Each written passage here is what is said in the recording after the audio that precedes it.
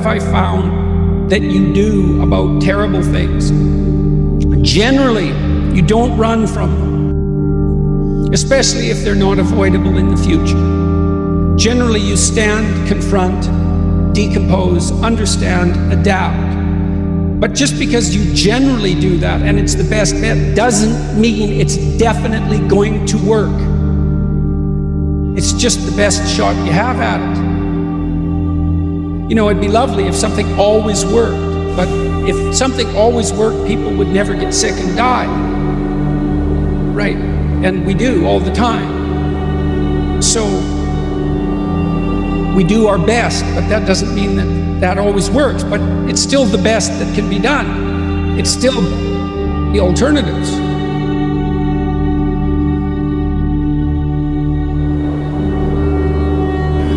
So it's very important for us to have reasons to be excited about life. Like when you wake up in the morning, it can't just be about problems.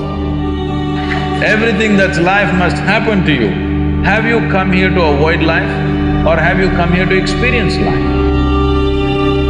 Experience life, all the different dimensions of what this life holds.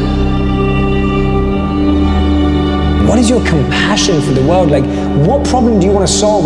People will say, there's so many things I could do, there's so many things. I'm like, my question is not what causes you the greatest joy. Sometimes my question is, what causes you the greatest pain?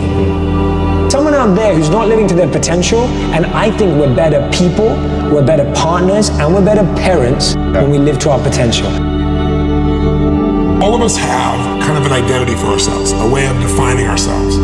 And human beings don't usually stray from that. And it's all consistent with the fact that human beings, our strongest drive is the need to stay consistent with how we define ourselves. Now that's just a story.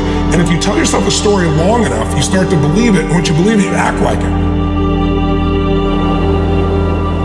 He said, in every situation, between the situation and your response, there's a space. It might only be a millisecond. But in that space, you have the ability to choose how you're going to react or respond. When you react, whatever you're reacting to is in control of you, whether it's another person, a condition, or a circumstance. When you respond to the same thing, you stay in control. When perfectionism hinders your ability to have joy, to pursue something because of your fear of failure, or you're never good enough, or you can't relish your accomplishment, it becomes maladaptive. A battlefield that goes on in your mind all the time. And there's bombs that are exploding all the time. Fear, anxiety, I'm not good enough. And a lot of times, you're making those bombs explode, or somebody else is making those bombs explode, right? You have to take control of that space.